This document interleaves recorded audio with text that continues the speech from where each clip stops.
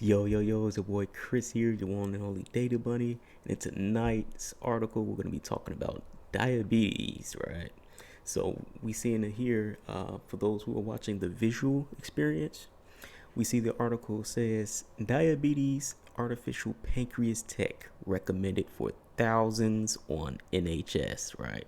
So, NHS is like their the European healthcare system. So, that's what NHS is. And this article is on BBC, an article written by Philippa Roxby. So let's get into it. More than 100,000 people in England and Wales with type 1 diabetes could soon be offered new technology to manage their condition on the NHS, right? The system uses a glucose sensor under the skin to automatically calculate how much insulin is delivered via a pump. Health assessor said it was the best way of controlling diabetes, barring a cure. That's pretty interesting. A charity said it would transform lives and was the closest thing to a working pancreas.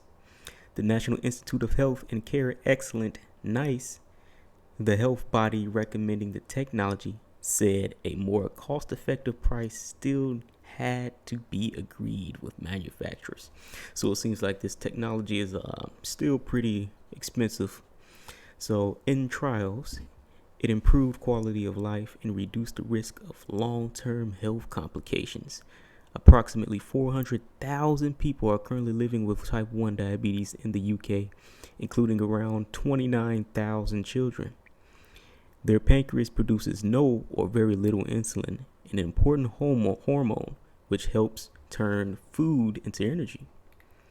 So they have to closely monitor levels of sugar or glucose in the blood and top up levels of insulin every day of their lives using injections or an insulin pump. This new technology does that automatically, virtually mimicking the function of a pancreas, although it still requires information on food intake to work accurately. This technology has been proven to give the best control of managing type 1 diabetes and should make things like amputations, blindness, and kidney problems possibly a thing of the past, said Professor Partha Carr, National Specialty Advisor for Diabetes at NHS England. The quality of life this technology gives to those using it is huge, he added. So as we're scrolling down here, we're seeing a visual diagram of the device with the little human figure here. And it says artificial pancreas, how does it work? So we have a sensor under the skin that automatically measures blood sugar of the glucose levels, right?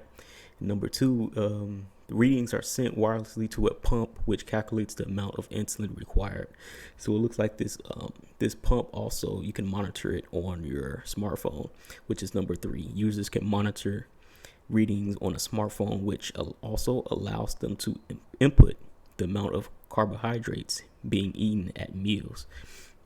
So it allows someone with type 1 diabetes to go about their daily life without stressing over whether their blood sugar is too high or too low and therefore dangerous.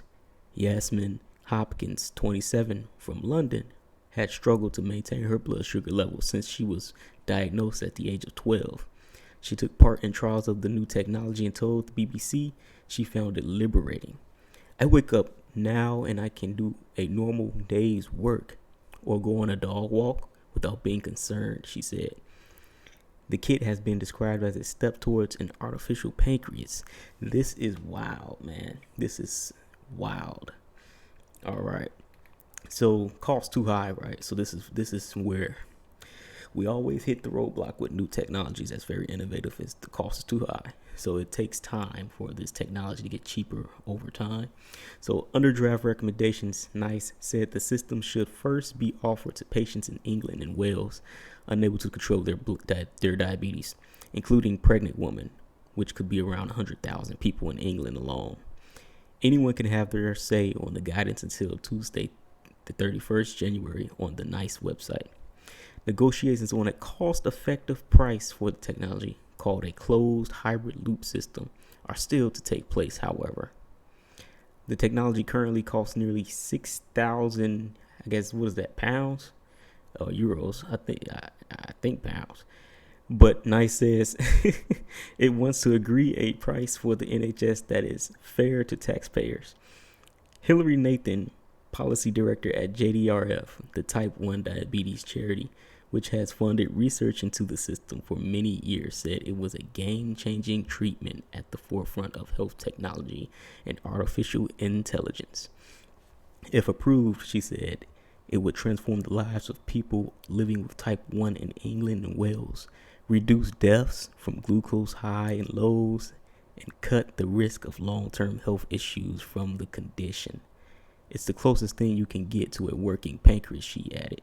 The technology is already being rolled out in Scotland, where an additional 14.6 million, excuse me if I'm wrong, pounds or euros, I always get those two confused, that little logo thing right there, is being spent on making sure people with type 1 diabetes can use it. The system has been licensed for use by the UK regulator, the MHRA. Yeah, I'm pretty sure that's partly pounds because we're talking about the UK. Yeah, I'm pretty sure that's pounds. So yeah, type 1 diabetes is a different condition to type 2 diabetes, which is much more common. So yeah, my parents, they're both type 2 diabetics.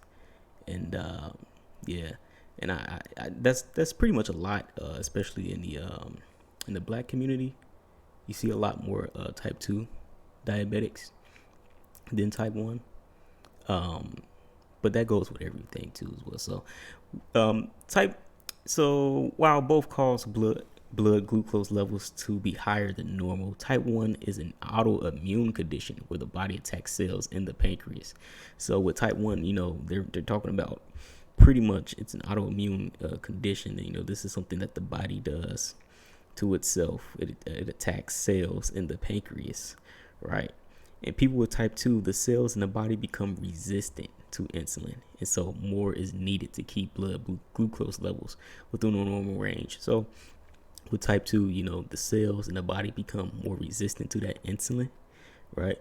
So the body, so you need to pretty much like inject more insulin into you. That's pretty much, if you're a type 2 diabetic and you have that shot or whatever, that's pretty much what that shot is. You're shooting your body with that insulin because your body is like become more resistant to it. So you need more of it, right? So it can usually be controlled through diet, exercise, and close monitoring. So again, right, with type 2, if you have it, you can easily control it with your dieting, exercise, and just closely monitoring it. Yeah, some people can't do like the exercise. Maybe they're older, right? Maybe just moving around the house if you can, controlling what you eat, stuff like that. Just closely monitor the situation. But yeah, this is just a little small article here on that, and it's pretty cool how we're getting close to the point now where technology can pretty much replace like physical organs, right?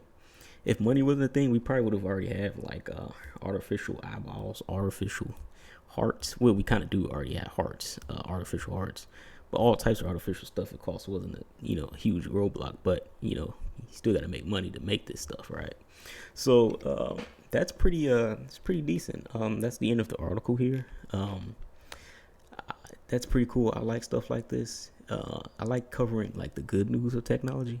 We all hear about layoffs and all of this other stuff that's going on. That's actually I've covered that already, but I wanted to cover something that was like letting you all see the progression of technology. That's more of what this podcast is too as well. Not so much of the doom and gloom news, but actually the news of what new technology we're seeing and the advances in it. That's what I really want to give out to the world. So yeah, that's it, guys. I hope you all have a good night. See you all again. All right, bye.